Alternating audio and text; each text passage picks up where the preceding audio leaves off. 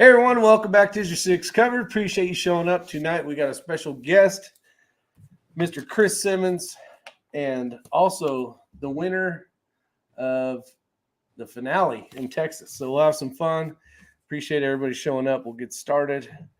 And welcome everyone that has shown up so far. If you haven't done that already, hit the thumbs up button. We'd appreciate it. See how many more people we can get on here. And if you're not a subscriber, go ahead and hit that subscribe button. Why not? All right, Mr. Chris Simmons. Welcome to the show, Chris. Appreciate it. What's up, everybody? So, Mr. Chris Simmons, you had a chance to win not only the PRS Rimfire finale, but you actually earlier this year were able to pull off the, was it the national win for NRL X? Yep. Or Won them both this year. That was my goal going into this year, is one NRL and PRS. So, is that the first time you've been able to pull that off? Or, I mean, that's a huge accomplishment in itself. yeah. Well, this is the first year for the PRS 22 series. So, oh, that's correct. Last year I was third in the NRL, and I said I'm coming to win it this year. So. Well, congratulations. I know that's I know you were shooting against some very, very good shooters, and then you had me as well. I didn't place as well as Chris did, but I had a damn good time doing it. It was a lot of fun.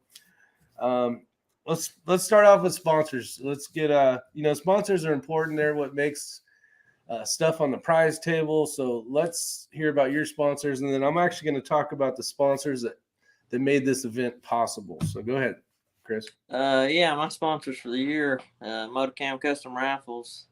He built my Voodoo, Voodoo Gun Works, Krieger Barrels, US Optics, Atlas Bipods, Kafaru International, Walsh Custom Defense, TLC Grips, Lapua Ammo,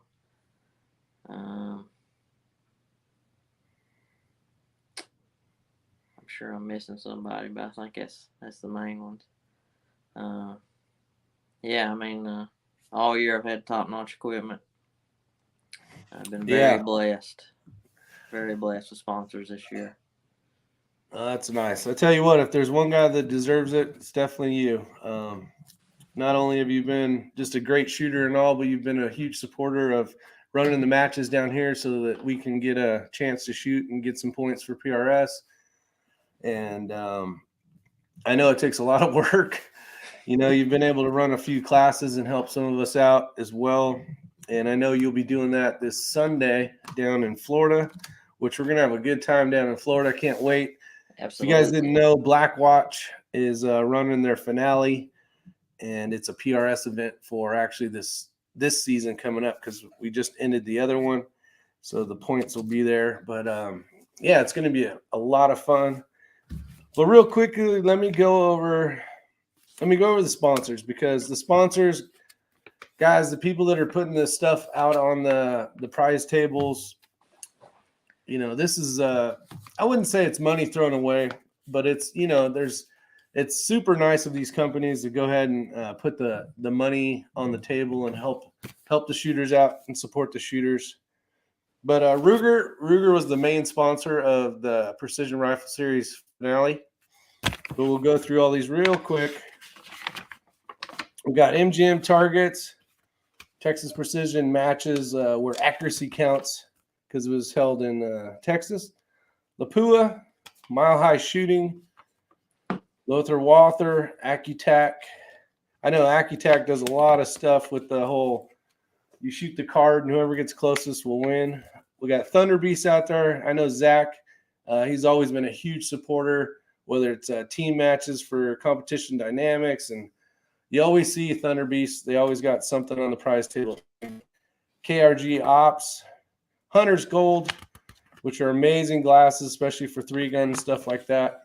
They work really well. Zeiss, JP Enterprises, Savage Arms, Rotomates, Voodoo, of course, was a huge supporter as well. I think they had a rifle on the table as well. Vortex, Vortex has always been great. You always see hats, binos, tripods, all that stuff.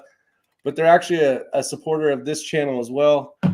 Seamus has been a huge impact in helping me out, supporting the channel and getting you guys some information and being able to give you, information on new gear that comes out. DM Targets is also a sponsor. WeBad, US Optics, MDT, and Gray Ops, Leopold, Warren, Vista Outdoors, and Armageddon Gear. I think I got them all. So appreciate the sponsorships. There, all the stuff on the prize tables. They had a great prize table for this match. Oh yeah, it's a deep prize table. Yeah, it was very nice. Good job. It's a lot of work getting those sponsors. So big shout out to Prentice for doing that. People don't understand, what goes into getting sponsors and talking to these guys, emailing them pictures.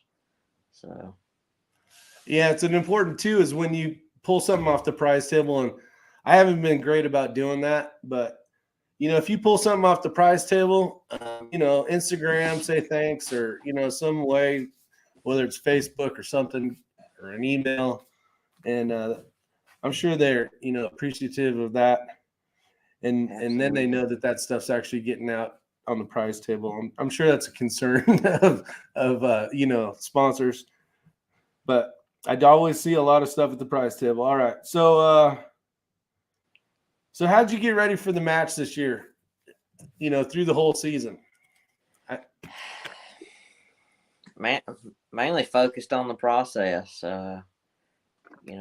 Went back to the basics, worked on my fundamentals. I got a top-notch rifle. I mean, it's pretty hard. Makes it, hard on me to blame the rifle because it's a hammer. Best shooting rifle I've ever had. So. Yeah, I've seen some amazing groups, 300 yard thing. It's good to understand how you can get a rifle that shoots that good. Obviously, ammo choice is huge, and a well-built rifle is huge as well. Yeah, really hadn't got to practice this year as much. I recently had a baby, and she's getting up in age. That makes it tough to practice like I really want to, but yeah, I shoot 1 or 2 evenings a week usually. So. Yeah, times do you shoot a week? And it makes sense. I know I seem to have done better when I was practicing almost every day there for a little stint, and definitely saw my, my scores going up a little bit. Then as life video, or you get ready for a 3-gun match, or you put down that rifle and switch to another rifle, it makes it a little more difficult, but it's definitely a fun sport. Let's see here. All right, so we had to travel from, for us, we had to travel from North Carolina to Texas. Both of us decided to fly. You flew Southwest, I believe. I flew Allegiant. I know each airplane company has their own little rules and stuff. So how do you travel when it comes to rifles? I know you got to have a hard case and you got to have it locked, but what's your plan, or maybe what box do you use? Maybe this will help some of the people. I got a Pelican 1750. I had some foam custom cut from a rifle and bipod and everything. The limit was 50 pounds for us, and I think when they weighed it, it's like 48 and a half. So basically, I put 200 rounds of ammo in my case, my gun, bipod, cleaning rod, 2 mags. And that's about all I had in my gun case. Two keyed master locks. I was kind of worried about it because it's my first time, but man, it was super easy coming and going with the rifles. So, we didn't have any trouble. Yeah, I ended up trying and I kind of been doing this lately, like when I headed to Wyoming and a couple other places. I got rid of the foam, and I'm running basically a bag, the bag that goes for that size rifle. So like a 1720 or 17. I got them upstairs in the car now, but the depending depending on the box you get, they make a bag basically that fits perfect for it, like Midway and other places. So when you do get to the range, you don't have to carry around.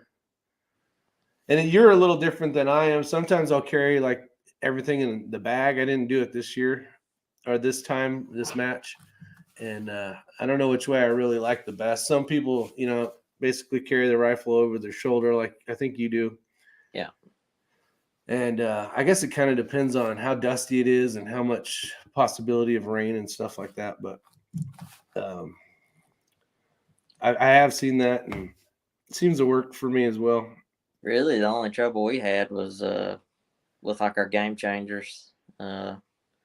Whatever the feel is on that, it always throws a red flag and they have to check it. They swabbed it, I guess, for drugs and gunpowder. I'm not real sure. But they stopped us in security, and it wasn't no big deal, really. Just told them what it was and let them check it. They sent us on. Yeah. I know that when you run it through the scanner, it's basically they can't see in it because it's so dense. Yeah. I had the same I had the same problem before, so I put them both in my carry-on, and when I go up to the scanner, I just take them out and like let them see them. You know what I mean? Yeah, they stopped Barney going out and coming back. We just went ahead and put them out and let them check them. Mm-hmm. Yeah, they did the same thing. They did the, I guess, bomb swipe. I was worried because there's a lot of gunpowder on there. I'm sure. That's what I told Barney when she was swabbing, and I was like, I know that thing's covered in gunpowder. Yeah. Wait for the alarms to go off and everybody to, they start handcuffing you or whatever the case is. But and then they stuck this like tape thing. You pull off this clear part, and they stuck it down in my game changer in the little hole there and picked up some of the particles of sand. Yeah. And then it went somewhere. I don't know. It went to a scanner. That's what she done to mine in Houston going back. Yeah, so I was like, whew, glad my bag's made it. Could you imagine going to the match and not having a bag? That would really suck, right? All right, so on Friday on the match there was something that was really cool, I thought, and it deserves a little bit to talk about. And it was there was 2 side stages that benefited a youth shooter that he lost his father in an accident on July 4th, 2021. And him and his father used to shoot all the matches together and had a good time. And this money went to that family for them to shoot. And on the other end of that, all the side matches funds will go to his shooting fund. Texas Precision Matches has given him a lifetime of free matches. Derek Webster of DI Precision has given him free training. Vortex has donated a scope, rings, and spotter for him to upgrade his original scope. And Kellerman Williams has donated a magneto speed to help him keep up with his velocities. So I thought that was really cool. So the money, you basically you paid $10, you shot the stage, and then you got some tickets, and you could either win Lapua ammo or a nice scope. So pretty awesome. Yeah, that's awesome. Really awesome for those guys to do that. Yeah, that's the that's future awesome. of the sport. We got to keep those youngsters in it. I agree. So you want to talk about win first, or you want to talk about target size? Need to talk about both, I guess. Now, which one do you want to talk about first? Well, I guess we'll talk about target size. Okay. So what did you think of the targets?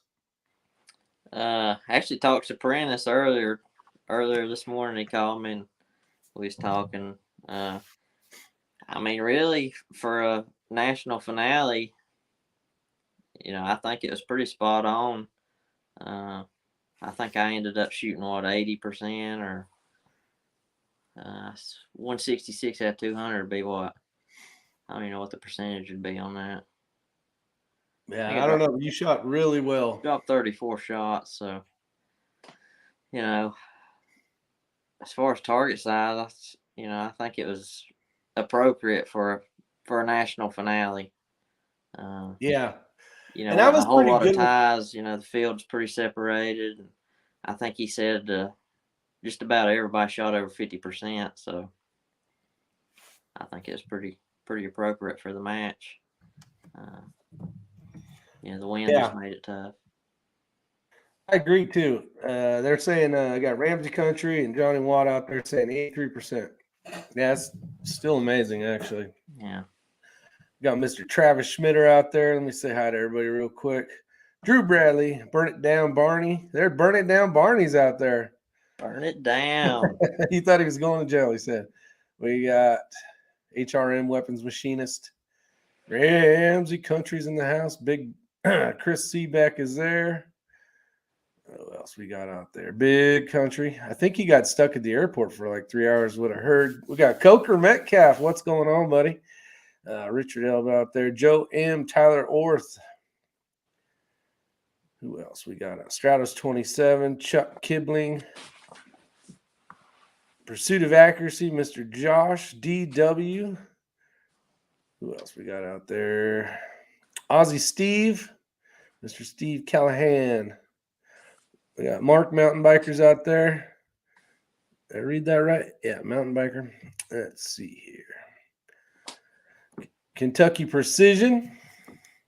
I think that's Mr. Ben Blevins, if I'm right. We got your pal Matt out there. Troy Buchin. And I'm butchering it up. Butchinin. I can't say that right. Dang it. Sorry, Troy. Butchered that all to pieces. Do you know how to say it? Nah. I'm not even going to try. All right, we got Douglas Helm out there. Michael 47, Eagle Eye Shooting. Bravado Racing. Sean D, Wombat. Michael 47. Shoot Cowpokey. And I think we got everybody. Drew Bradley. Carrie Emery. All right. Welcome to the show. Welcome to the show. If you haven't had a chance, hit the thumbs up button. We would appreciate it. Or I guess I would appreciate it.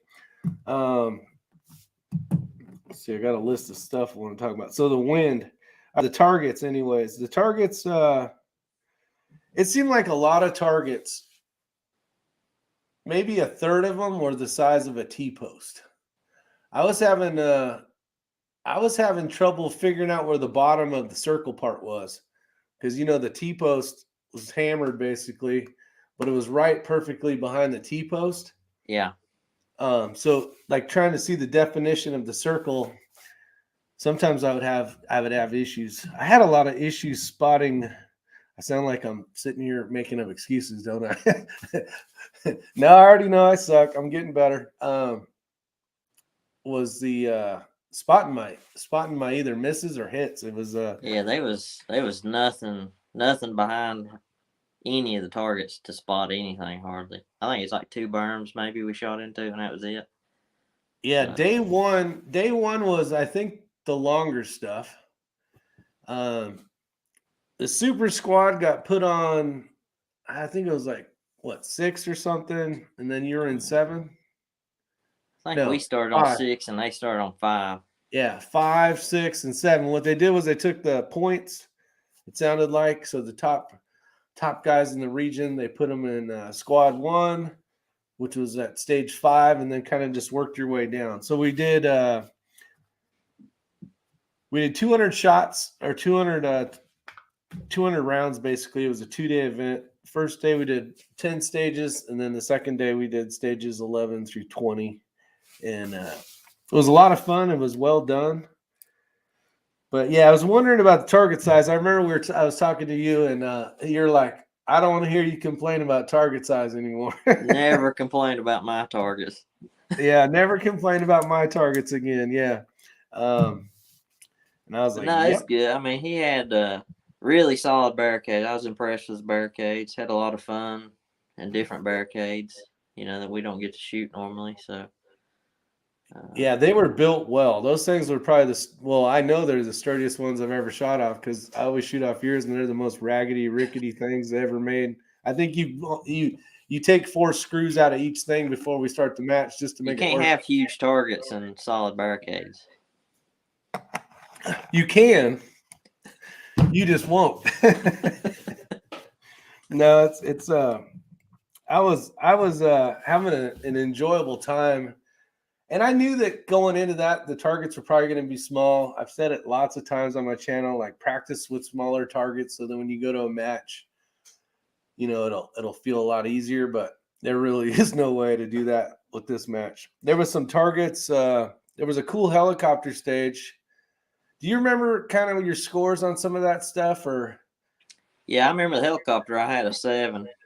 A 7? And that was one of the higher scores.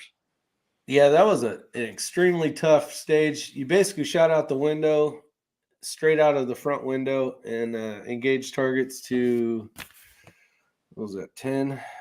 Stage 10? Had five targets from like 100 to 300. Yeah, it was 150 to 300. And then after you shot those 5 rounds, you needed to go to the KYL at 200 yards. And the wind, guys, this is huge, important, and I guess we'll get into it here in a minute. But the targets for, let's just say this, out the window of the helicopter, and then the know your limit was this way. So, if you held, 5/10 left on that target, and you went over to this target, it's going to be completely different. That's one so of the you almost biggest had things I've seen was guys was holding the same wind. He had a lot of targets, complete opposite ends of the ranges, and guys was holding the same wind for each of them. Yeah. I tried to do a really good job of like direction of fire, get the target, compass calibration, or whatever you want to call it, the degrees, azimuth, and then try to get a good wind call. And, and I wanted to get it done. Problem was, it was almost like I did it too early because the wind changed 14 times by the time it was my turn to shoot. But then it was like, well, shit, maybe I'll just hold half, or I would try to get it again. And, and our squad was super great when it came to helping. Basically, one guy said I had to hold a $500,000 on that one or whatever. And it wasn't like super secrety stuff because we all had dropped shots, and we were having a good time, but they weren't worried about they weren't trying to keep it a secret. They were trying to help out because there was enough shit to battle with already. The smaller targets, the wind, and it was a lot of fun. But I was like, man, my worst stage I did was 3. I hit only 3, but I did have like 1, 2, 3.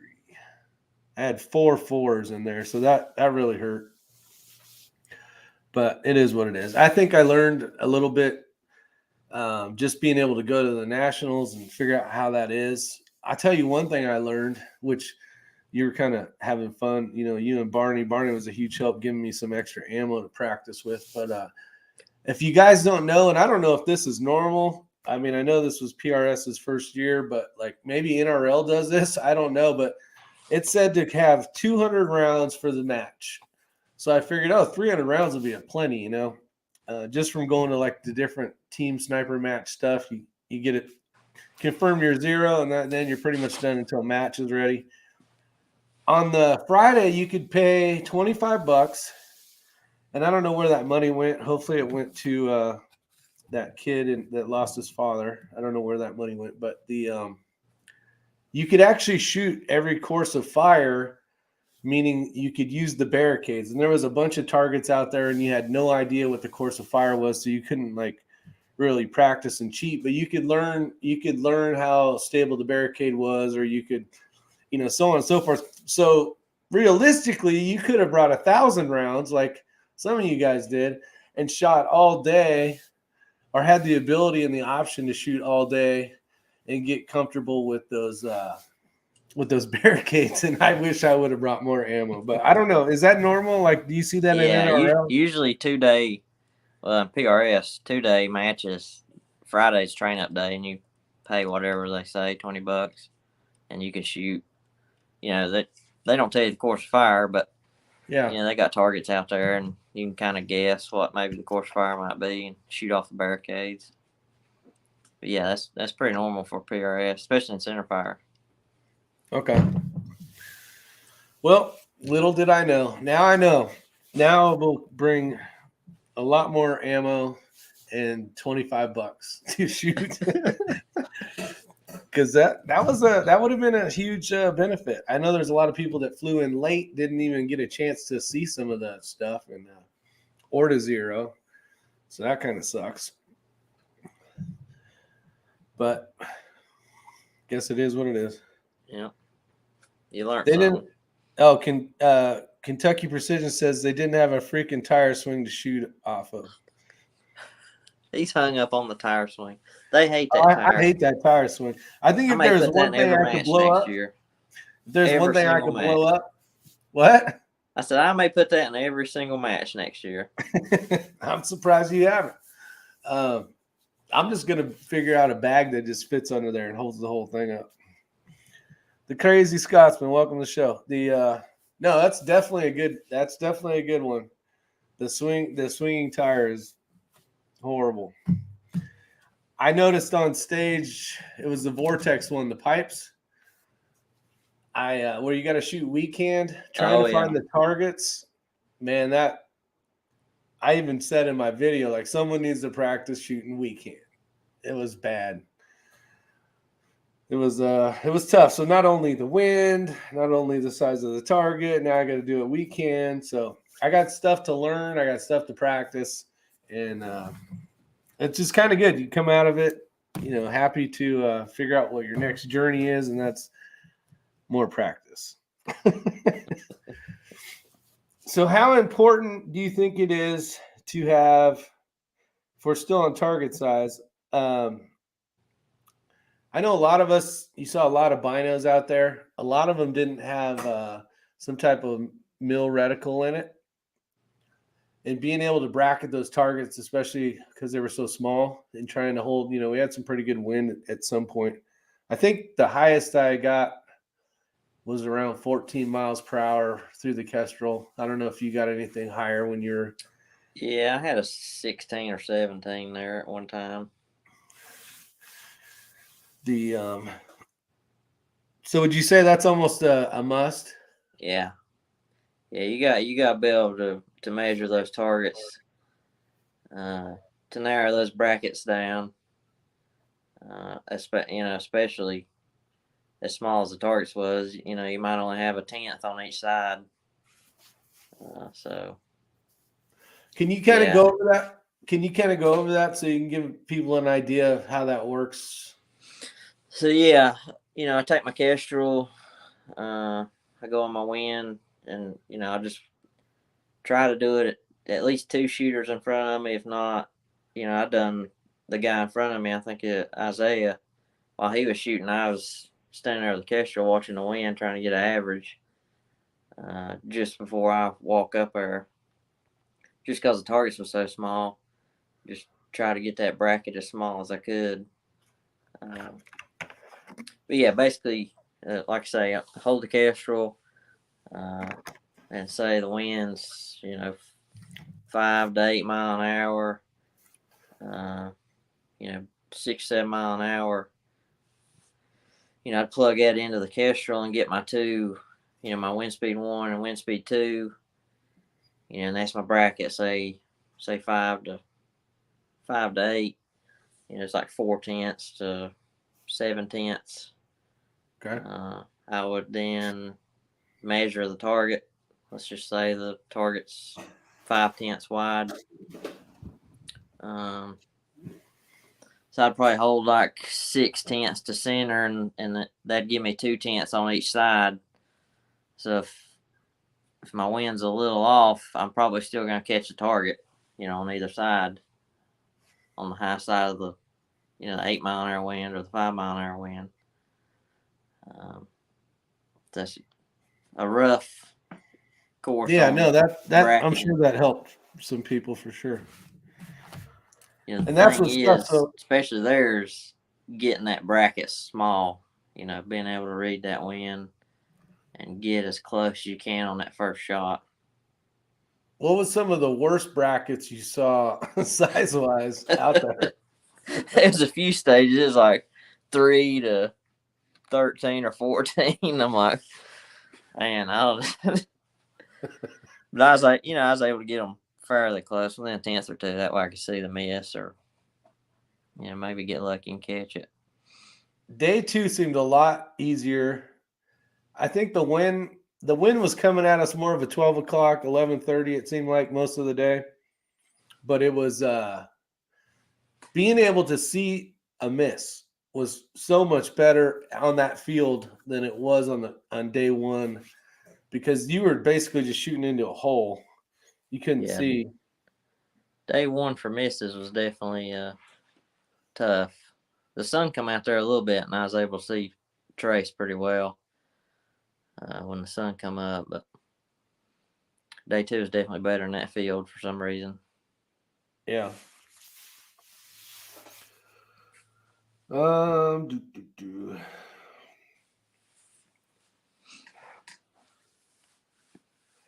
then as far as I know this takes a while, and I still got a long way to go. But do you feel like the people that can call wind, I mean, this is an easy answer. I mean, I already know the answer, but shooters that understand the wind a little bit better, they're obviously going to do better. And it's kind of, where we shoot at VOD, where you got all the trees, and it does have its own little path, so I guess my question is, what's the best way to learn wind? Go shoot in different parts of the regions? Or like, what do you think? Yeah, just experience. Unfortunately, we don't have a whole lot of wind here. Well, fortunately, we do. We don't have a lot of wind here. Unfortunately, it's hard to learn it here. So yeah, I mean, you just got to go anywhere in the Midwest, and the wind blows all the time, from my experience. And here's a question about Eagle Eye.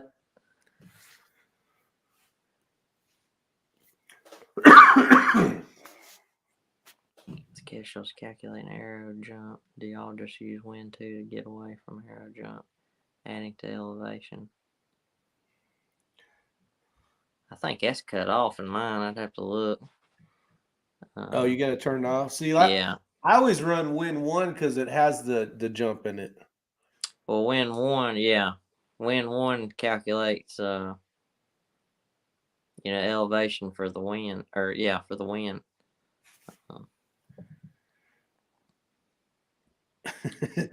Kentucky Precision says James coached him to the win. Come on, Ben. Actually, Ben shot pretty well too. Yeah, I've seen a lot of guys, they had, you can put in like 10 o'clock, 9:30, 9 o'clock, 9 and 9:30, that's a tenth or two difference. So you got to make sure your direction's good too. And like we talked about earlier, where he had targets spread, one on the left side of the range, one on the right side of the range, you got to calculate for that. Yeah, that was some tricky stuff. That was probably, actually, I got I don't know if any of you guys do this. You probably not. You probably throw these away when you're done, but I figured I'd keep mine.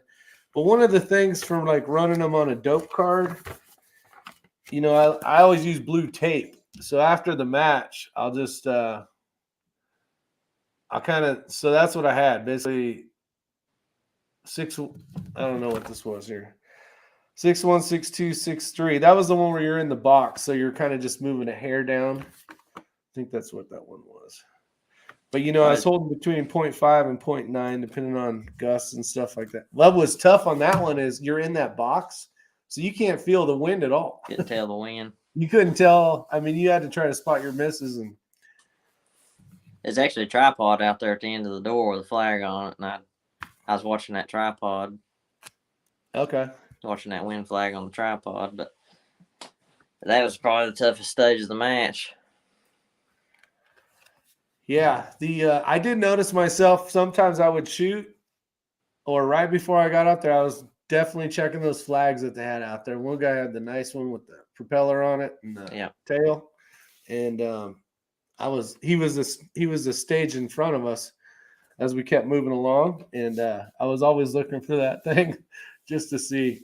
I'd even go over there and get the wind by following that little stupid ass thing around. just trying to get whatever, the best I Yeah. could for win calls. This guy here, Mr. Takashi, he shot in the same squad, and he did really well. He shot really well. Good job, buddy. Let's see.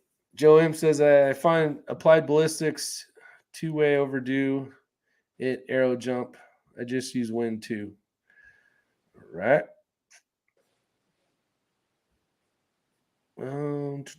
Did you dial any wind at all? No. Okay. Never dialed wind all weekend. A lot of guys did.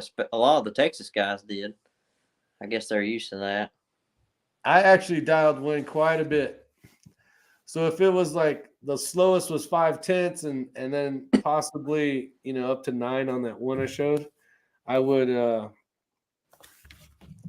dial that 5 in. And then if I needed to give it more, and it'll screw you too, because when it goes to 0, it's been at 10 miles an hour for the last 15 minutes. You go up to shoot, and now I just went to 0, or the other way. You're like, oh shit! Seems like every time I dial wind, I just get burnt. It'll just die or it'll gust, and then I'm like, man, how much did I dial in? And then I'm trying to do math in my head, so I just held it both days. Gotcha. Did you end up holding on any stages? I held a bunch. You're talking about for elevation? Yeah. Yeah, I held a bunch of elevation stages. Okay. Yeah, I think I did maybe 2 or 3. That was the max. Yeah, I think it was the lattice, that ladder, big ladder thing. Oh yeah. Where you had to go back and forth. Yeah. I definitely held that, I'm pretty sure. That one worked out for me because I had a 3.1 and a 6 or something. So I just dialed 3 and then held 3. That one actually worked out. But when I get one that's like jacked up in between like my reticle, it'll end up smoking my brain, and I won't be able to. I'll just end up doing a bunch of misses because I forget to hold or whatever the case is, Yeah, I guess everybody knows I swapped to the Tangent Theta for the finale, and it's got the Gen 3 XR, and it's kind of a Christmas tree, so it's really nice for holding elevation and wind. You're not just out there in la la land in a blank space. Yeah. So it worked out real good for this match. Well, it seemed to work out very well for you, for sure. Now, day one. So day one, you were what, tied or very close with a couple other shooters, right? I never looked. Apparently, everybody said I was tied for the lead. So, and then, we got Levi out there. What's up? And then on the second day, you brought the heat. Took them to Gapplebee's. Gapplebee's. Took everybody out to eat the Gapplebee's. I have never heard that.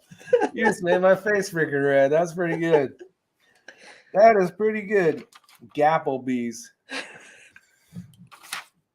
I don't know about Gapplebee's, but I know about Twin Peaks. Oh man, that was a lot of fun. Yeah, that was a good time. Good time. Got to see a couple old shooters that I've known for a while, and from that the PRC match in Utah, so that was pretty cool. And then made a bunch of new friends, which is really cool. Love the opportunity to meet people. There's a few people that have been watching the channel. I was actually impressed. They're like, thanks for doing those videos and stuff. And I was like, wow, that's cool. You're a celebrity. Celebrity. You're the one. You're the magic champion that goes to Gapplebee's. What power were you using for zoom most of the match? I actually run 22 power and never touched it. For reals? Never touched it. 22 power both days. Never touched it. Wow. I see. I never could have done that. The targets are so small. You had to find them. That's the problem. I would have never found the damn things. Well, I shot silhouette for years, offhand, and I shot a straight 36 power offhand. So, I'm You're used used to to higher pointing that power. barrel in the right spot. I would have spent a minute and a half doing this. Where the hell is it? Yeah, I think I was at 15 at the most. Like, I know the targets were small, but I got to find them in order to shoot the damn thing. So I'm just going to keep her right around here. Eric Corpus, welcome. Let's see here. Michael Muzzy, welcome to the show. I wondered how long it would take before Twin Peaks made it to the show, Kentucky Precision said. What's up, Abigail? So did you learn anything from the match? Did you get to see somebody you haven't seen what was some of the highlights of your besides winning, of course? I'm sure that was pretty cool. Well, just, that experience shooting in the wind for 2 days was awesome. I learned a lot. And just like you do, I write down, what I held for each stage, and, I got that in my head now. I can go back and reference that. Yeah, like I said, it's pretty awesome to be able to shoot in some winds like that and learn what the bullet does and what your gun does. I got to shoot with.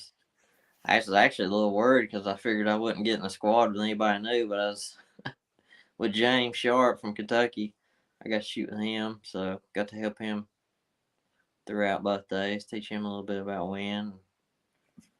Yeah, I saw you guys with your kestrel pose. It was fun looking around because you at no point would you not see somebody doing this all day long. You can look left, you could probably see at least 5. You can look right, you can probably see another 5 going. I probably checked wind probably 80 or 90, probably 80 to 100 times in 2 days.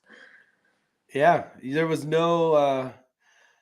What was kind of concerning or making it difficult, which understandably for this style match, but there was really at no point along day one, right, from stage 1 to 10, there was so many different shot positions throughout that thing that it wasn't like you could go to the next stage and go, I already have my dope for the wind.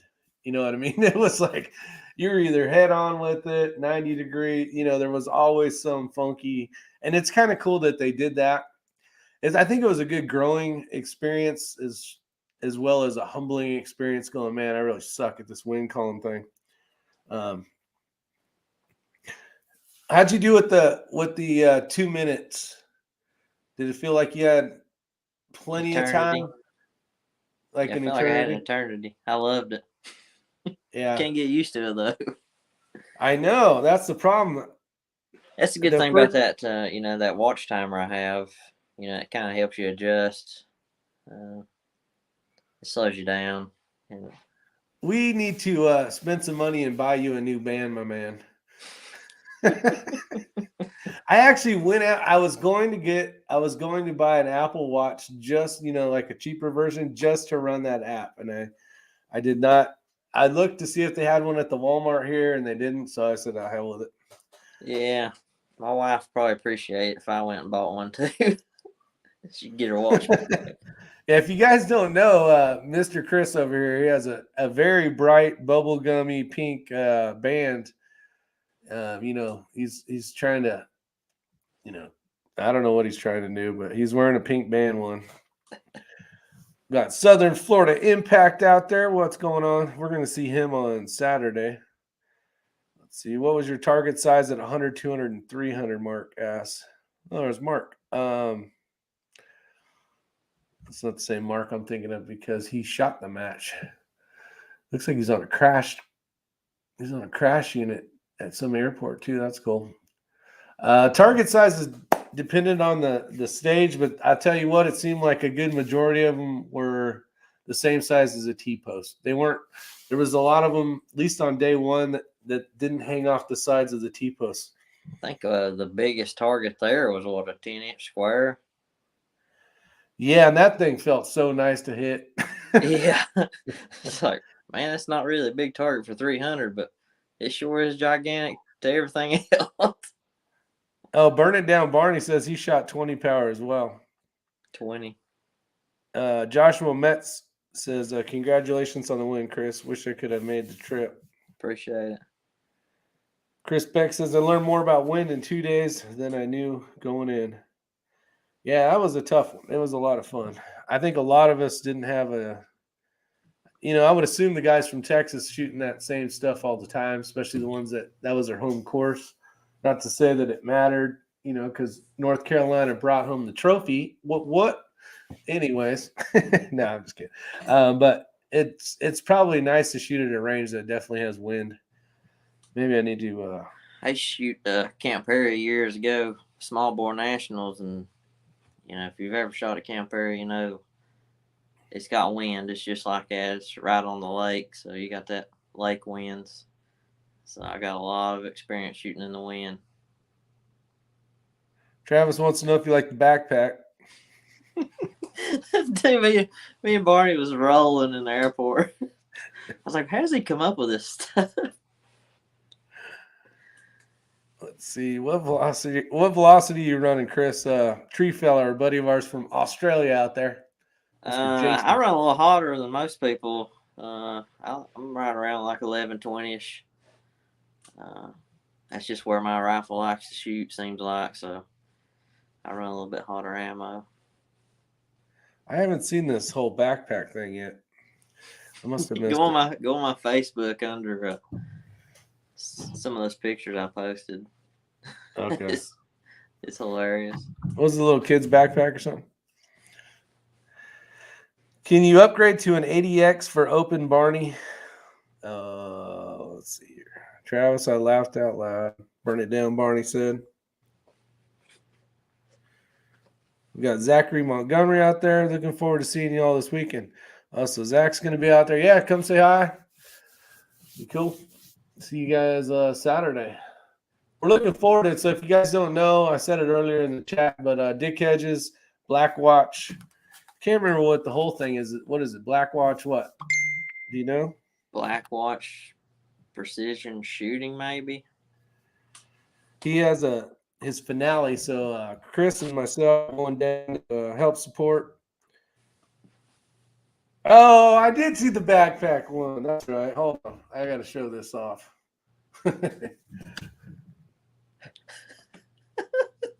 Come on. Focus. Focus. You know you want to focus, camera. Damn it. Oh, well. Yeah, James was in the backpack. Them boys are just jealous. James come in and whooped them. Yep, whooped up on him. Oh, there's Dick Hedges right there. Yeah, so we're going to do that. We're going to go shoot some pulled pork, and it's going to be a fun time. What does a weekly training session at Simmons consist of? Weekly training. You got Ben Blevins. Man, I didn't shoot any steel past few weeks before the finale. I mainly shot those 1-inch dots that I showed you on class, because steel makes you lazy. So I like shooting paper. It tattletales on you a little bit if you get sloppy. I got several barricades at my house, and I'll just set up mock stages and shoot at 50 yards at a 1-inch circle, and just shoot as tight as groups as I can in 90 seconds, 4 or 5 positions off different barricades. And you do that at what distances? Just 50? Just 50 yards, yeah. 1-inch circle with a little dot in the middle of it. And I just try to shoot the tightest 10-shot groups I can. Yeah, I actually did a video on that, kind of talking about that. And that was a good drill. Really was a good drill. I had used the basically like a hand guardrail, cattle guard, not a cattle guard, but you know what I'm talking about. 5-post deal. Yeah, gate. Gate. There we go. There's the word I'm looking for. But yeah, like I said, still will get you lazy as far as your wobble and breaking bad shots. Unless you're shooting lollipops. Yeah. Wombat says, I saw that VOD is part of the 2022 Mars series. Yeah. All my matches will be a part of the Mars series. You'll get points for Mars. I got an NRL 22X match in March. It'll also be for Mars points. And I'll also run my Outlaw series like I did this year. Got a lot of good sponsors for it, so it should be a good time. Now we're gonna have Punisher number 2, right? Absolutely, that's a yearly thing. The annual Punisher. The annual Punisher. I know a few guys that'll probably come down. Probably Chris Beck and Dick Hedges and maybe Big Country and shoot the old Punisher. See how many grown men cry this year. I tell you what. I think the match we just shot, this one right here, was tougher than that. Oh yeah. Yeah, that's probably about the size of targets I had in my Punisher, except we had no wind. So yeah. That's another thing about the finale. We didn't shoot any prone. It's all positional. Yeah, we shot 0 prone. 0 prone. There was not it's like one. Maybe 6 or 8 shots modified prone, and that was it. Yeah, there was that one bench that I remember, and other than that was it. Mm-hmm. I ran one stage with the tripod just because it was the last stage. I went all the way through it. I'm thinking, man, if I'd have used a tripod, my score would have been higher. But I wanted to see what I could do with the bag. I ran that bag. Did you ever get a chance to see how those videos I did? Probably not. Is that the one I burnt you? I said something to you about your bad positions. That might have been the first one. Yeah, but so I really tried to do everything that I was practicing, and I felt stable on a lot of them. But I was thinking there was some of them. I was like, oh, it'd be nice. I wish you did once with the tripod and once with the bag, like in a training thing. That's what I should have done on Friday if I would have had ammo. And that would have been kind of cool to see the difference. It's definitely, the tripod, and that standing high is definitely, better than no tripod, for sure. Yeah. Yeah, and the guys, Takashi was one of them. No, he wasn't. What was that guy's name in the squad? There was 2 guys. There was Brady Lamb and one other gentleman, and they were really good at using the tripod within the 2 minutes, even with 10 movements. And I was like, man, that looks so stable. When at the end, I finally broke out. I just had to shoot one. I had to shoot one stage. I actually did okay. I shot an 8 on that one. I was like, dang, maybe I should have shot it more. But I was so hard-headed that I was just like, nope, I'm practicing this way. Chris is shooting it this way, so I'm going to try to shoot it this way. And you shot a plate and a bag and a pump pillow for 2 days. Yep. It worked well. What it did is just where I lacked was wind calls and spotting my misses. Hell, even spotting my hits. The targets were so small that I couldn't tell which part of the plate I was hitting anyways. It wouldn't have mattered. Yeah, that's one thing I noticed. There wasn't much left or right movement. You hit it. That's about all you could get out of it. And I don't know if this is normal either, but the targets were small enough that if you hit the post, you got the point. Yeah. Because you couldn't tell the difference. Especially towards the end of the day, it was all just one big gray blob. And if you could hit a target, or if you could hit the post with 14-mile-an-hour wind, hell, you deserve it anyways. Do it, yeah. That's one thing I did like. They kind of gave the shooter the benefit. If target moved, you got to hit. So Yeah, and the ROs were amazing. I think there wasn't one stage where there wasn't more than one RO. I think I it's mean, two yeah, there was at two at least at every every stage and stage. sometimes three. So that was really cool. And appreciate all those guys that, wasted their weekend helping us out. Oh yeah, absolutely. It's not an easy job, No, not at all. Big Country wants to know what the date of the Punisher is already. I guess because he's got to plan it. It's coming for sure. All right, Chris, I'm going to put you on big screen, and you are going to give me enough time to go drop off some tea. So tell us about your future for 2022. Man, I plan on shooting more centerfire next year. I kind of accomplished my goals this year for rimfire. Really want to get heavier into centerfire and try to challenge those guys. I'll still be shooting rimfire, but probably try to defend my title at the NRL 22X in St. Louis, and obviously try to get back to Texas. They're having the nationals at the same place we just shot, according to Prentice. So try to get back down there and try to win that thing again. But yeah, other than that, try to hold some more classes, run some matches for you guys. See if we can look through and see if there's any questions going on here. Did I hear that correctly? That that it'll be out there in Texas for centerfire? Rimfire. Rimfire will be there at the same place again. It's not going to Tennessee next year? Huh? It's not going to Tennessee next year? Nope. I was thinking Centerfire's coming to the East Coast. Don't know exactly where yet, but it will be on the East Coast. But Rimfire will be at Prentice's there in the same place. Got it.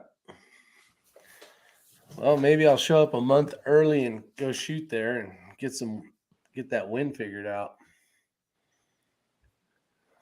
Yeah, they had a train-up match there like week before last, I think. Now I heard this. This might be something cool as a range.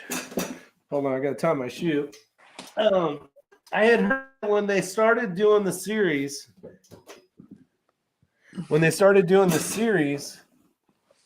They started off with larger targets, and as the series progressed, they started getting smaller and smaller, and almost preparation for, the nationals, which I thought was pretty cool.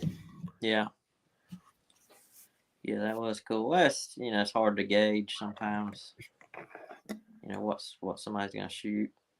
That's the struggle of being a match director. You want to challenge everybody, but you want to not discourage newer shooters. So it's always a toss up on what to do on target sizes and the weather that day. Yeah, and I think I don't know if they had it pre-planned already, weeks in advance, not knowing the weather. But I think it was probably, if we would have shot 11 through 20 the first day, basically flopped them. It was almost like they had it set up for the winds because we had a lot more wind, but it would have been a really big pain in the ass if we would have shot that state or 1 through 10 the first day or the second day and swapped those. I think would have been. Yeah, actually, he told me today that he was out there at 2:00 in the morning putting bigger targets on that second range. Oh, really? Mm-hmm. Yeah, he did swap out some targets, after the first day for the second day, he said. Yeah, that's understandable. Yeah. I mean, that's the cool thing is when you can have a whole 20 stages and have a bucket of targets, a little 1 gallon paint can, and have all the targets needed for the entire. That first day, for sure, you could put them all in a milk crate.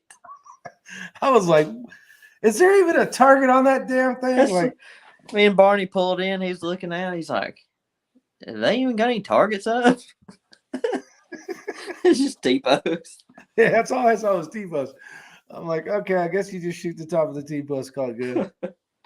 When Barney and I were eating dinner, we were sitting over there kind of chatting. And I'm like, yeah, because, we want to go out to Barney's and do some practicing.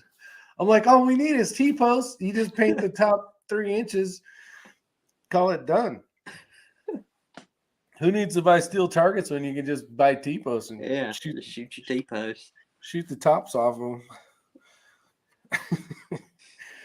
Let's see. Joe M says AG Cup next year? ? That's one of the goals. I'm still debating it. See if I can get some sponsor help. That's pretty serious expense. So that's big money, ain't it? It's big money. But yeah, that's one of my goals, to go shoot the AG Cup. Now maybe that's something how does that even work? So for those that want to shoot the AG Cup, they and they don't want to pull it out of their own pocket. They just need to go and find sponsors that'll help sponsor them. Is it basically like, hey, per match, or that you find someone that'll say, I'll do it for the whole year? Or yeah, basically, I got some companies, they'll pick up match fees for me. Say, hey, we paid your spot for this match, you can go shoot it. You got different sponsors, pay for different matches. So, some of them cover travel expenses and, things of that nature. Just depends on the sponsor. And, if you're a pro shooter or just an ambassador for them. Yeah, and I think a lot of people don't understand that even all these pros that are full sponsored kind of deal, they all got side jobs. They're all working. They're like, this shooting thing is not, it's not paying their bills and getting their kids through college and all that other bullshit. Because no, I work all week for sure. Yeah. So if you decide you want to be a professional shooter, decide on keeping your job, because you're gonna need it. Because you're definitely not getting rich doing it. No, you definitely not getting rich. If you're lucky, you might get a sponsor or two. And I actually, I guess I can go ahead and announce it now. I talked to Phil Cashin earlier today. I'll be shooting for MPA next year. So that'll be awesome. I love my MPA stuff. So yeah, for sure. Yeah, I've always been a big fan of their chassis. That's cool. Well, congratulations. Thank you. And I don't think I've announced it either. I'll be shooting for Lapua full time next year as well. Hell yeah. Look at that. The stars are aligning. You know what? I was talking to a buddy of mine today about it. I'm like, if there's anybody that deserves like a good, these top sponsors, I'm all Chris, man. The guy freaking is just killing it. 22 rimfire stuff. He shoots centerfire as well. And it's like, why doesn't more people sponsor him? So that's pretty cool to hear, honestly. Awesome. Yeah. How many matches did y'all shoot this year? I shot, where'd it go? Oh, somebody gave me some $5, so I appreciate that. Let's see. Oh, okay. It was Sean D. Sean D asked, how many matches do y'all shoot in a year? Man, I probably shot close to 40 this year. Maybe over 40. I shot a lot. Shot a lot of matches this year. 40, huh? Damn, I thought I was doing good. Thanks, Drew. Appreciate it. Let's see.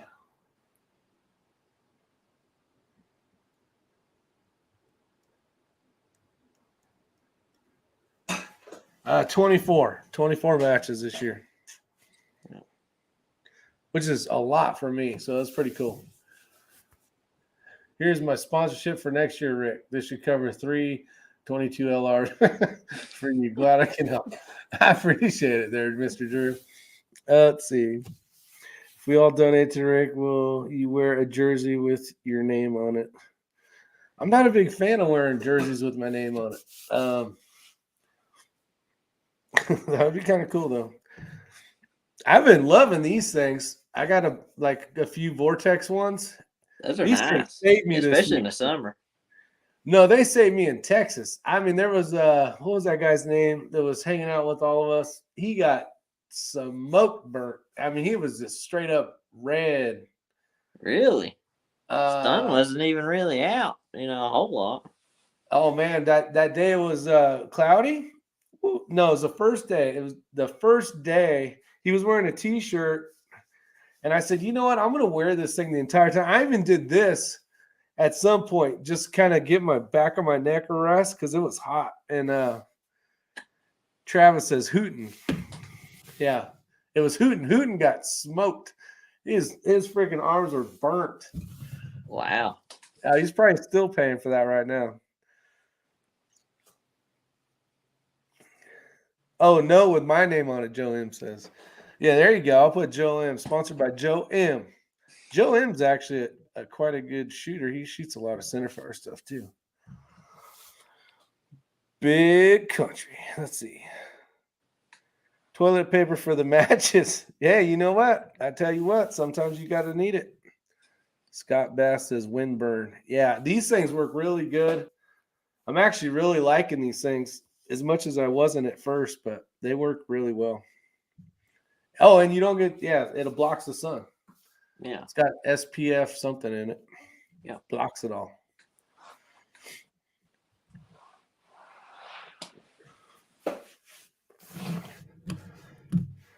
So, big plans for, you're leaving Friday for Florida, right? Yeah. I'll be out there. I'm going to try to leave tomorrow morning-ish. And I brought my night vision gear. Brought 2 ARs and my 22 stuff. And a fishing pole and my fishing backpack. We're going to be, I don't know the name of it. We're going to be in one of those ARBNBOs or whatever the hell it's called. And we're going to be right on the lake, some nice lake, but there's actually going to be alligators in that lake. Is there alligators in it? Yeah, yeah. So we might have to go buy some chicken from the grocery store, and cut it up. Oh, yeah. With some rope, just to kind of see what kind of madness we can get into. Oh, bring a headlamp. Yeah, we want to bring headlamps. I need to write that down. A big treble hook. We need a big treble hook to get those gators in. I don't know if I want to be catching a gator. I think I'd just rather be feeding the gator, but with chicken, not my. I pulled one into my wife and she shot it. Oh yeah? Yeah, down at Lake Okeechobee. Yeah, it's like 9 foot. I pulled it to the bank. She shot it. Skinned that thing out. Made some boots. Yep. And the back strap. Yep. What is that? A tail strap on an alligator? Apple. What is it called? What's the Applebee thing? Gapplebees. Gapplebees. Yeah, I'm gonna have to try to remember that. Took them to Gapplebees. Who came up with that? That's good. It's technically for drag racing, but I've kind of utilized it for shooting. Oh, we got Elster in the house. What's up, Mr. EP Integrations? Let's see here. Zachary Mogat. Ever see the movie Lake Placid? That's where y'all be. Oh, shit. Sounds good. That's just big gators. Man, I ought to bring something bigger. I got 243. We'll take care of it. There you go. Yeah, so we're supposed to go find some, go shoot at some pulled pork running around. So that's going to be fun. I haven't done that before, so we're going to go help the farmers get rid of some, what would you call them? Some nuisance animals. Nuisance animals. That's right. At night with thermals. Maybe we can find us a Yodi out there too. Oh yeah, I'm taking the call. We're gonna call something. That's right. I'll get to try out my new D-ball sights, and it's gonna be fun. I'm gonna be shooting. I'm gonna be using the crossfire on one of them. It's got the night vision, setting on it. So see how that works with the new night vision stuff. My gator deserves the best. 22 LR is all you need, Big Country said. We had gators at the match last month. Shit. Hey, maybe we don't have to go far for the gator hunting. Sounds like it's going to be right at the match. Yeah. That'll be cool. All right, what else we got here? Oh, we're getting close. Tim Rink. They also have really big snakes in Florida. I know. I want to go find some of the damn lizard. What are those things called? Not albinos. What's it called? What's that damn? Can't think of what that lizard's called. That I want to go hunt down. Iguana? Iguana, yeah. I want to go find me a couple iguanas. Go try out my ninja sniping skills with my 22 long rifle. Thanks, Cowpokey. Abigail. Dick Hedges says he was a little guy at Big Country. Got to bring the alligator crosses range when I'm shooting. It's game on. Do you have to have a hunting license for that stuff? We didn't. We went with outfitter. I didn't ask if you had one. I asked if you're supposed to have one. I think technically, if you're with an outfitter, you don't have to. Probably, if you just go out by yourself, probably. Yeah, we'll have to figure out all the Florida laws. It would be cool to go get some iguanas and some of them big old boa constrictors. So you could have 2 sets of boots by the time you leave Florida. You could have a set of gator boots, and then you could have a set of boa constrictor boots. Probably iguanas. Some of them iguanas are big enough too. I don't know. I've never seen iguana boots, but I would assume they probably have some. Shooter ready, shoot. Just don't get caught, Abigail says. You have to go further south for the iguana. Damn it. Probably for the boa, too. Probably. I think down around the Everglades. I don't know how close we'll be to the Everglades, but. I got that fishing pole. There's nothing that says we can't throw some chicken on that son of a gun and drag her across the bottom of that lake. Accidentally find us an alligator. At least get it up to the thing so I can wrestle it. We'll just cut his tail off, fry it. Oh man, that's funny. We actually ate gator toes in Jacksonville. Did you say kinda toes? like chicken wings. He ate gator? Like the knuckles or their feet, kind of like chicken wings. Is it good? Yeah, it's good, real good. There's no better chicken wings than Twin Peaks. Let me tell you, ladies and gentlemen. That was some good chicken wings for sure. Let's see. It was bourbon teriyaki. Bourbon teriyaki chicken wings. I ate those things 3 nights in a row, along with the steak. And then I tried to order something else, and they ran out. Remember the last night? They're like out of this and out of that, and we only got 1 steak left, and blah blah blah blah blah. Yeah. So I ended up having to go back to the wings again. So I was like, damn it. What's your all practice routine? Mark wants to know. Practice routine. Go ahead, and then I'll answer after. Yeah, like I said earlier, the 1-inch circle at 50, just a 1-inch circle on a piece of paper at 50 is really all you need. I'll set up 5 or 6 barricades and set up just a mock stage, 4 or 5 positions off each barricade, and just shoot 10 shots at that circle and see how tight of a group I can shoot, off barricades. Yeah, and then the last one before this match, actually I think I did a video on it. I just practiced different types of barricades, and then I had set up targets at different distances out to only went out to 160 yards, tried to keep them similar to small. They seemed a lot bigger than what we were seeing in nationals, but just getting used to trying to utilize the bags on the different barricades. Did you use 2 bags at all ever on the match? Meaning, did you have like 2 game changer bags?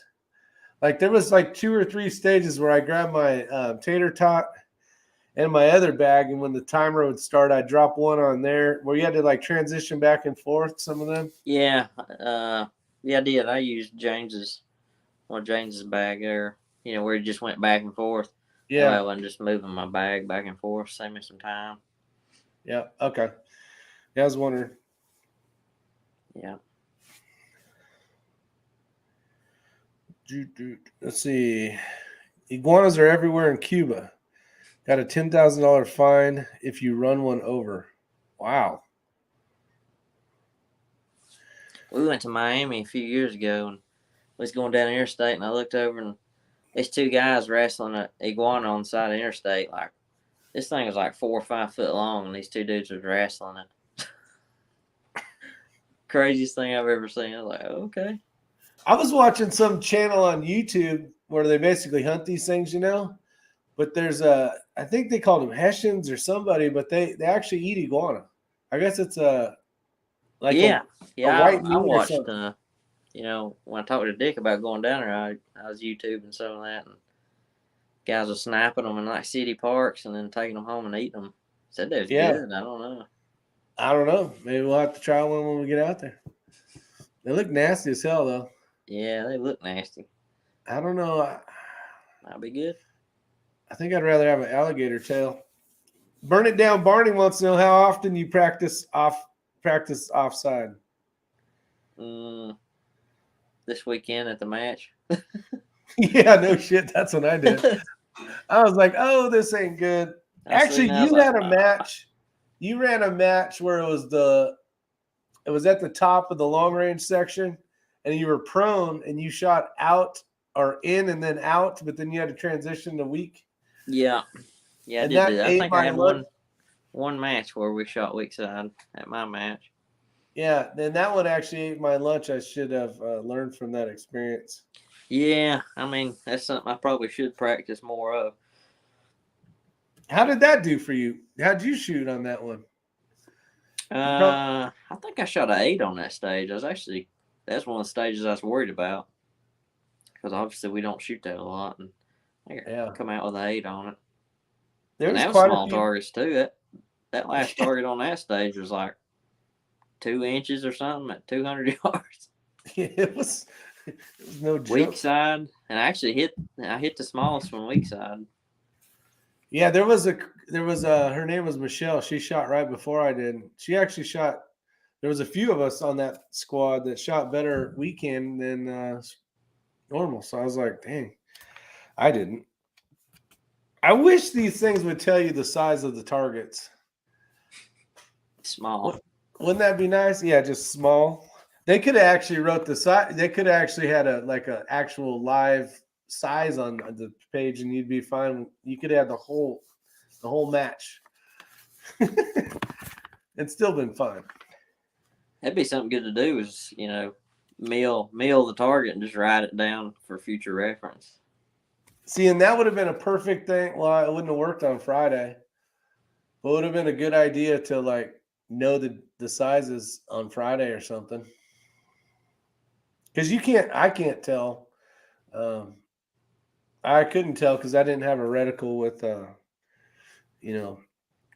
didn't have a spotting scope with a reticle in it. I should have brought it, but I was over 8. I was over a total of 8 pounds. I was over like 5 on one and 3 on my other bag, and I couldn't have brought anything else. I mean, I was already maxed out. I had a backpack with three bags in it. I had the Schmedium, I had the tater tot, and then I had that little Gray Ops Armageddon gear one, which I didn't use at all. And then whatever else I could throw in my damn backpack. So it was pretty tough. All right, Did they charge you for overweight? Yep. $50, which is cool. In one aspect is they could have charged me $50 for each bag, but she's all, since you're so close to almost being there, I'll just charge you for the one bag. and then you actually feel good about paying $50. See how they mind warp you? You're like, yes, I only had to pay $50. And then you walk away going, son of a dang it. That's 50 both ways, wasn't it? Huh? Did you pay 50 going out and 50 coming back? Yeah. It's not like I can cut my barrel in half and then leave that there, you know? I mean, it's like I need. I won that rifle, and me and Barney was in the hotel. He's like, how are we going to get that rifle home? So we're like scrounging around. I ended up taking it apart and putting like half of it in my bag, half of it in his bag. Did you guys pull it off? Yeah, I had to leave. It come with a case. I had to leave the case. But Yeah. it was, like a $10 case. So Yeah. gift it to somebody at the hotel. Awesome. Our airplane squatted when they loaded our stuff on it. Yeah, that makes sense. Actually, those guys, yeah, Ben and all those guys, they had a lot of crap when they pulled up to the hotel. I mean, it was that whole damn car was full of. It's because Chris is military, and he gets. I think military, you get like unlimited check bags, and your weight's way up. He got all the tickets. Pretty cool. They do that. Pretty good deal. I think they should for our military. Yeah. Let's see. Is that the pipes you shot on the left-handed, left-eyed? Yeah, Drew Bradley, that was the one that haunted me. Some shooters in my squad milled all the targets, Big Country said. I milled all the targets as well. I wish I would have. I was at a USPSA. Hold on, let me click on this so I can see. Ken Brown event recently and only had my spice rounds to shoot with, and we had to shoot offhand. So glad I didn't drop my pistol. Yeah, that would have been bad. Big Country's bag weighed 87 pounds. My God. Jeez. I don't know what all y'all took. I mean, I thought I had a bunch, but well, he had three guns in the same thing, I think. Wow. Yeah, he had him and his boys, and then that extra one he got off the prize table. Both of mine was like 49 pounds. Yeah, you packed it right then. Hell, these damn locks weighed 14 pounds, I think. Yeah, you went a little overboard with the lock. These are I had to run 4 of these master locks. And that was a lot of weight. That's what put me over, actually. Did you have to have 4 locks on your case? According to some of the FFL, FAA regulations, if it's got 4 holes. I just put 2. I think it just said 2. I just put 2 and one on each end. That's cool with it. Yeah, Big Country said 3 guns. Talk about that, the left-handed stuff. The left-handed stuff was a pain in the dick, Mr. Drew, and spend many hours practicing from prone to standing to sitting to any of that stuff because it is tough. I had a trouble finding the target, and it was a nightmare. And the only way to get better at it, what's up, Idaho Rogers, is to practice, and do some more practicing until you're so good at it that you can do it in your sleep with just your underwear on. Practice.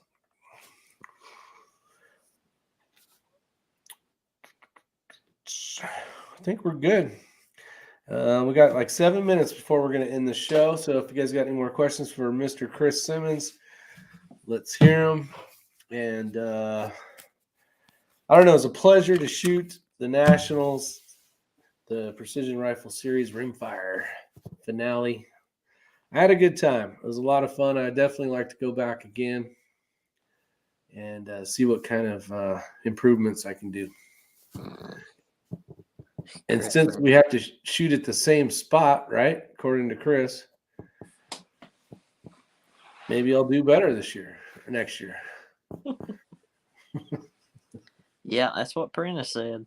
He said he was doing it again next year. Nice. Good to know. Yeah, I'm going to come out there a week ahead of time.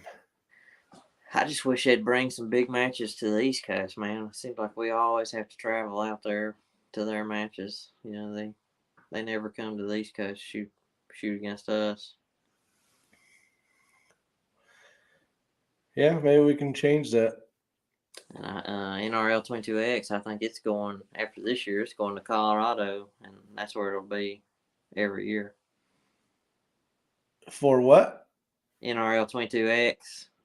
Oh, it's always going to Colorado? After this year is what I've heard. Where's it going? Where is it this year? St. Louis. Missouri? Huh. Yeah. Wow. Definitely going to it. I got to defend my title. I'm going to go. I'm working on getting my points for going for NRL. Signed up. Got my little card yesterday in the mail with my little baseball cap and what other crap did they throw in there? Something else? Oh, you know, that magic chamber flag or that chamber indicator flag. And I'm scheduling the Sweaty Yeti and Positional Punisher in 2022. Oh, he's gonna put that on his calendar is what he's saying, I think. Yeah, you want to go to the Sweaty Yeti for sure. And definitely the Punisher 2022. Y'all just need to move to Texas. Tell you what, there were some pretty ladies in Texas, maybe. No. At Twin Peaks. A lot of fire ants in Texas. You ain't lying. You had to really watch where you were walking. Those things had like deer trails. I've never seen trails for ants. They cracked through the ground on that one road. Did you see that where the road was splitting open? Yeah. It was like a perfect line. Like there was freaking ant trail. Those things mean business. That isn't a trail. That's an ant Grand Canyon is what that was. What is Mr. Simmons' most treasured trophy? Great question, Drew. Most treasured trophy. Man, I've won a lot this year. Hey, do you have the ability to spin your camera around? And I don't know if you want to or not. Sure. Why don't you guys take a gander at this?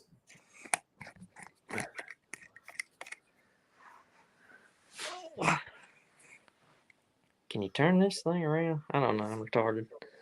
Just get your big head out of the way. I think that's just this year. Probably the gap grind. I'm pretty proud of that. Got to shoot my buddy John. We placed and got trophies. So that's one of my top for this year for sure. Or the NRL or the PRS National. But I think the Sweaty Yeti trophy is probably the best trophy out there. Yeah. Those was nice trophies. I mean, any of Schmitter's trophies. Yeah, for sure. Yeah, it's a couple trophies there. All these are Schmitter's. There's an old NRL 22 one right there. Yeah, that's from Mike's match last year, I think.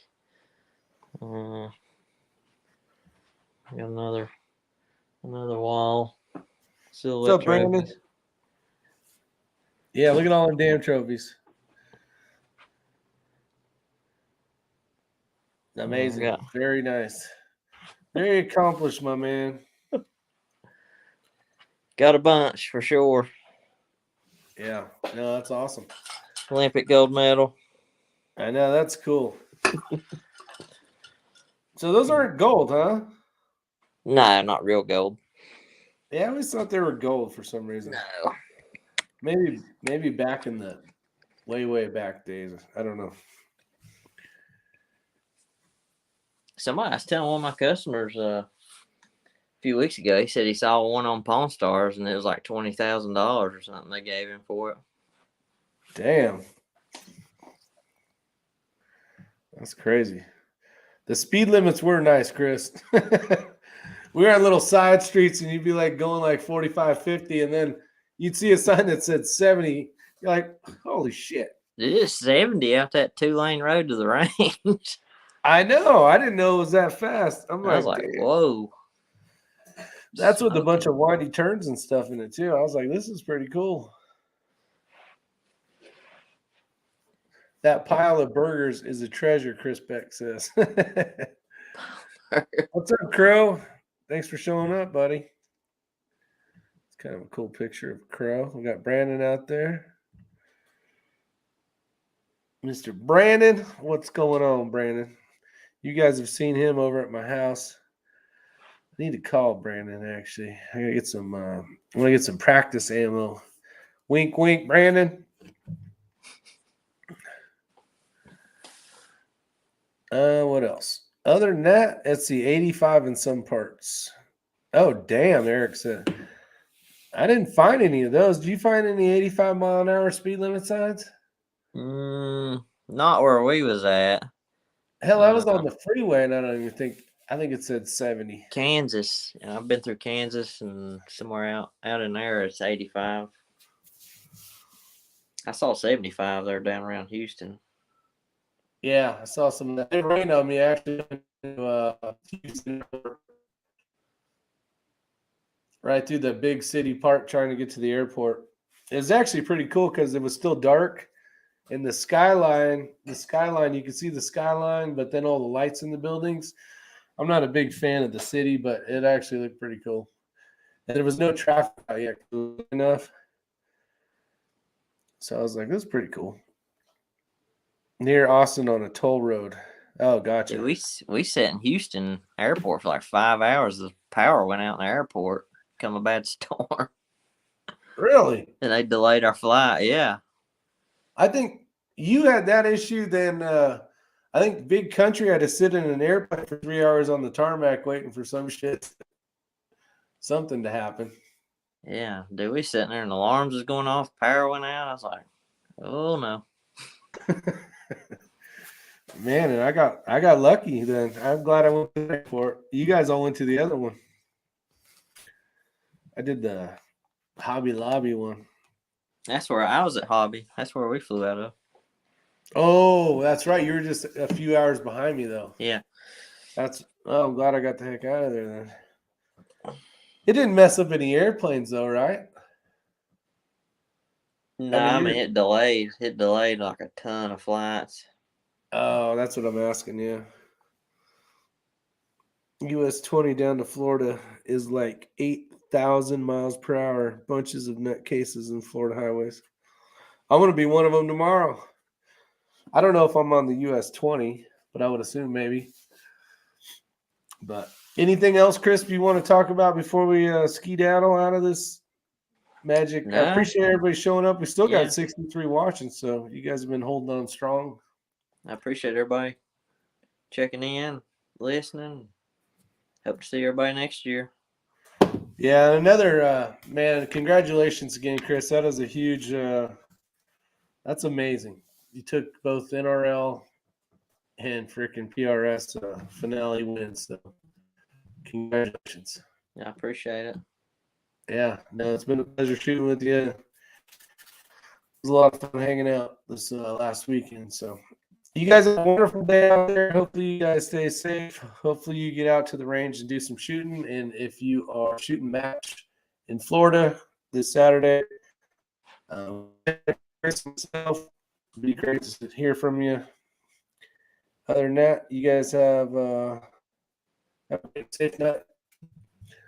I'll end the stream. Don't hit any buttons yet, Chris. Night, everybody.